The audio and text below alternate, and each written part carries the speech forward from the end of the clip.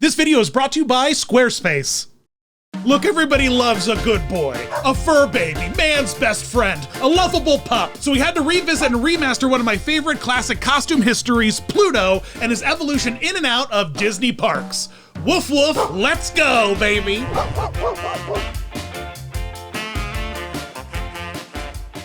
I love Pluto. You get exactly what you think you're gonna get from Pluto. Just pure dog. Goofy, total confusion. Dog, horse, cow, what's going on there? Pluto, old and reliable.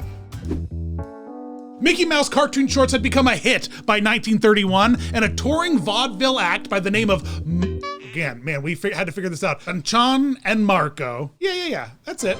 And a touring vaudeville act by the name of Fanchon and Marco cashed in on the craze by securing the performance rights to 3 of the cartoon's iconic characters, including the first ever appearance of a Pluto costumed character. Here he is, seen in these photos, bright-eyed and with a big snout, long ears, and that full bodysuit. 1931 was the day a man began to act like a dog for a living.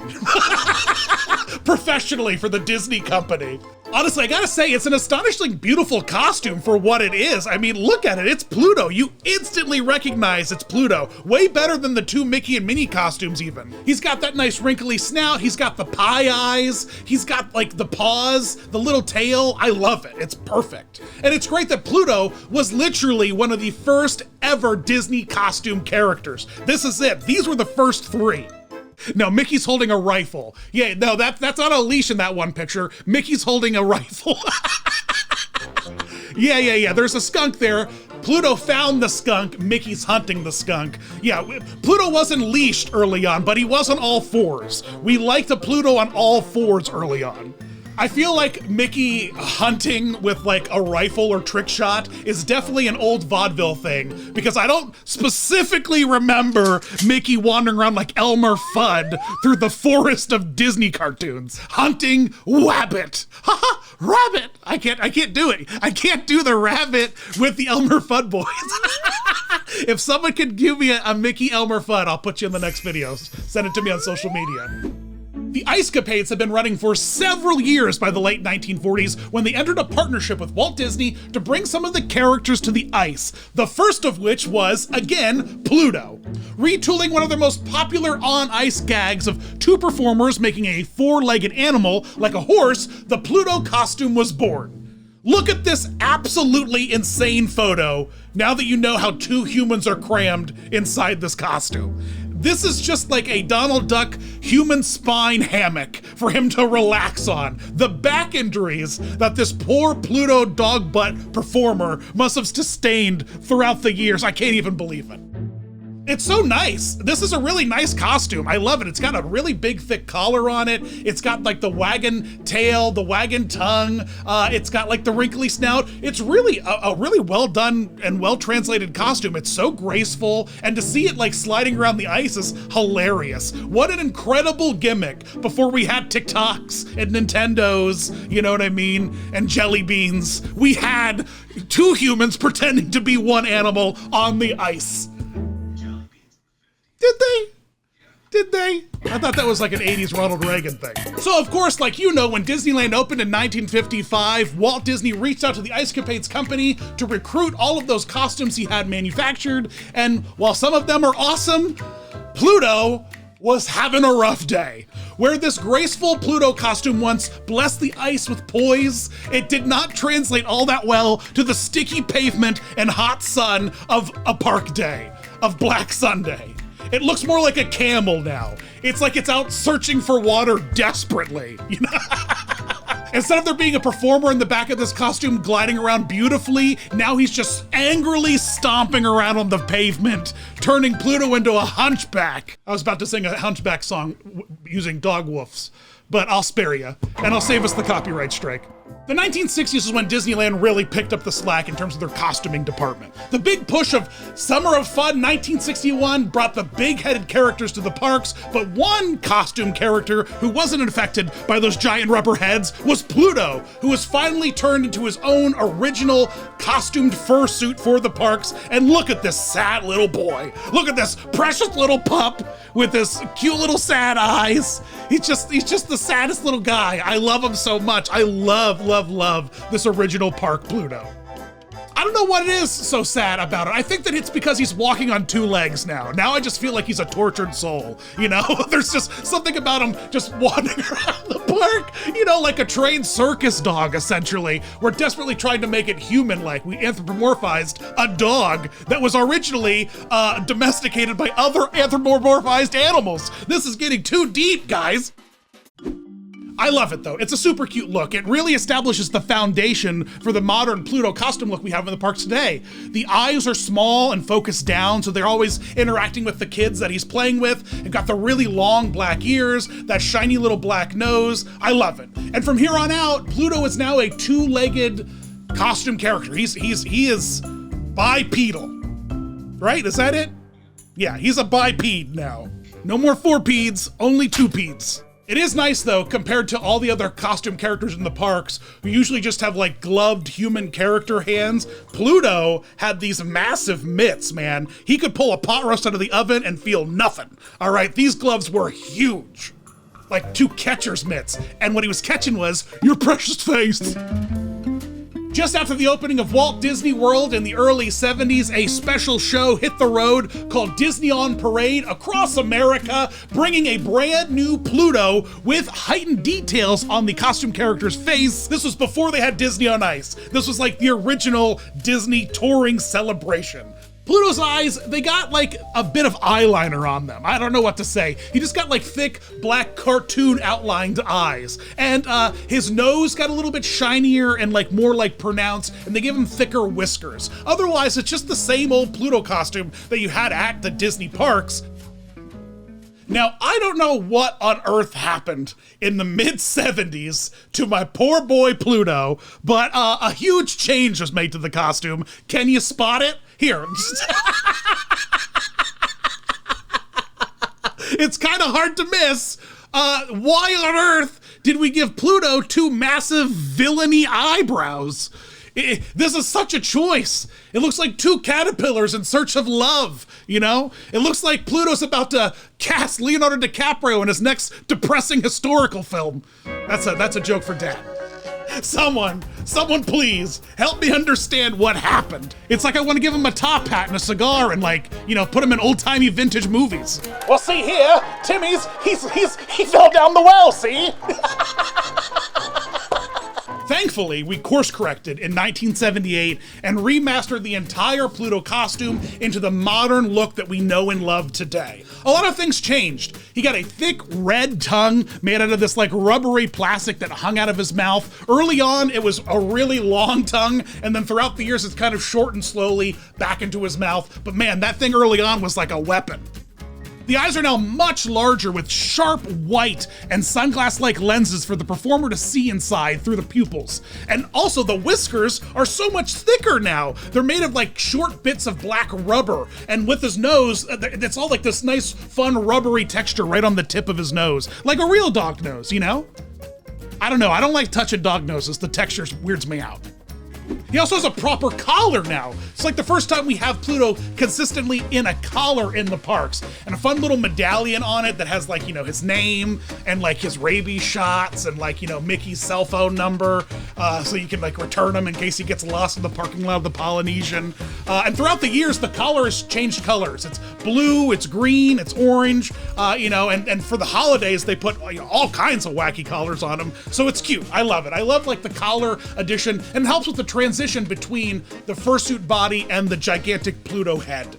This costume is extremely photogenic now compared to all the dopey Plutos we had seen before, and that's a couple of things, but mostly it's the eye focus. Those eye lenses are focused straight onto the camera instead of looking down like they previously had, and then the proportions of like the snout, the mouth, that big thick black rubber nose, it just really looks beautiful on camera instead of like looking like some dopey dog toy.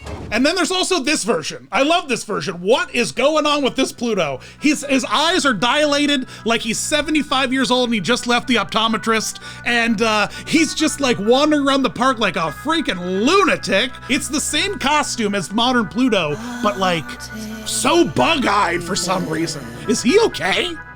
That dog has seen some things, all right? He knows where the fireworks come from, and he's been sworn to secrecy. He was over at Alice's Teacups licking some weird mushrooms. He found Mr. Toad on the wild ride, and he licked that toad, and now things are getting intense. Or he just was on Cosmic Rewind, and he's about to puke. You know, that's the same look I get when I get off that thing. Oof. Now, does anyone remember that viral Pluto scandal that like rocked the internet in I think like 2009? It's this, we don't have the full story. We'll never get the full story because the clip starts after the child aggroed the performer. But what you get to witness though is unhinged chaos in the parks where a guy in a Pluto costume is aggressively chasing a child, and then eventually a woman steps in and Pluto gets very aggressive with finger pointing, which I love. I love the aggressive finger pointing of a anthropomorphic dog. And then the woman pushes him and he like falls down, and then he puts his hands up, which I think is like this character safety signal, right? You put your hands up, but then he turns around still like starts aggressively pointing fingers.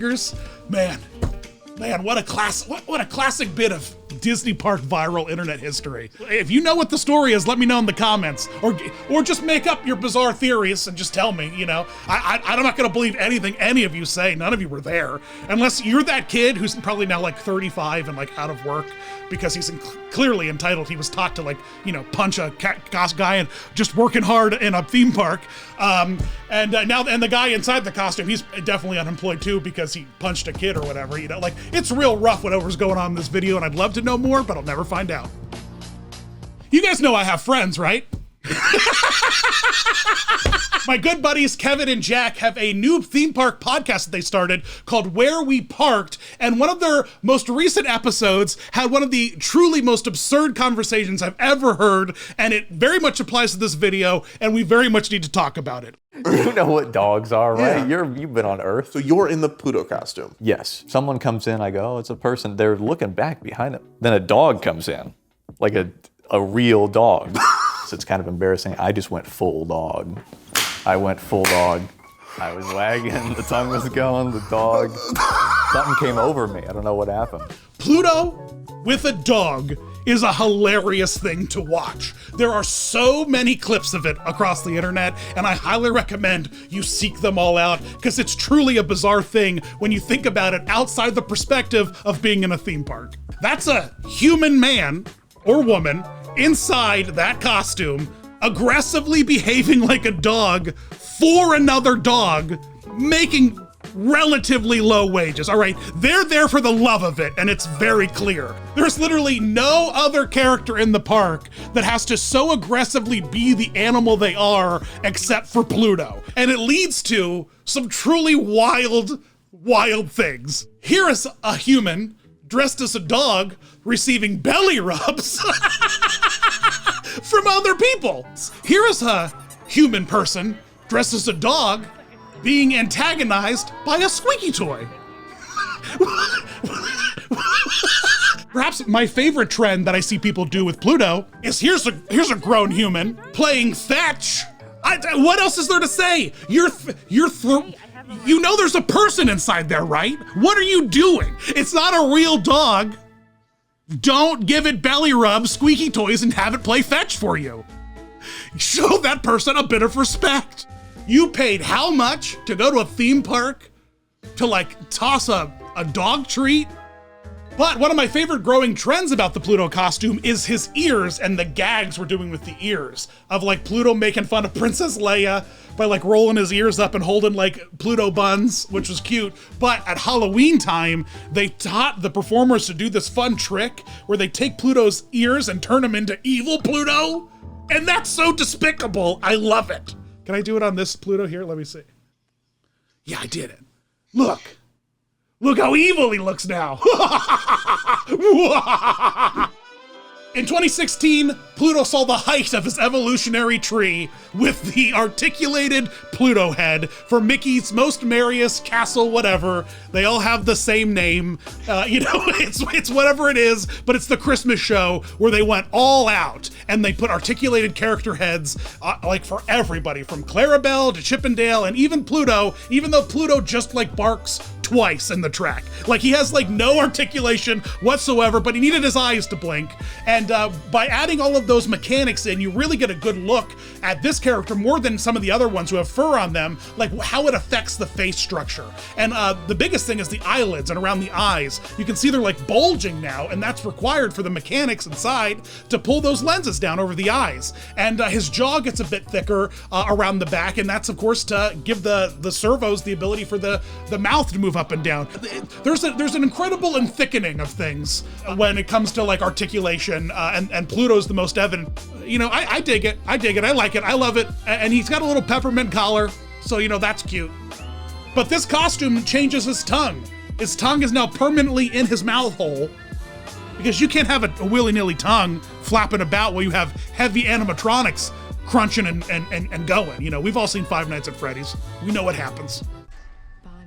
Bad stuff, Kenny. Bad stuff happens, man. I don't know. Watch the movie. It's wild. Kenny is not a Freddy stan. You've heard it here. Look, I'm not barking up a tree when I tell you that Squarespace is great. Their powerful tools help me build my website, chucklekingdom.com, and you gotta check them out. Squarespace gives people a powerful and beautiful online platform from which to create your website. Connect your audience and generate revenue through gated members-only content, manage your members, send email communications, and leverage audience insights all in one easy-to-use platform. Create a community on your Squarespace website with fully integrated commenting systems that support threaded comments, replies, and likes. Use their powerful blogging tools to categorize, share, and schedule your posts too.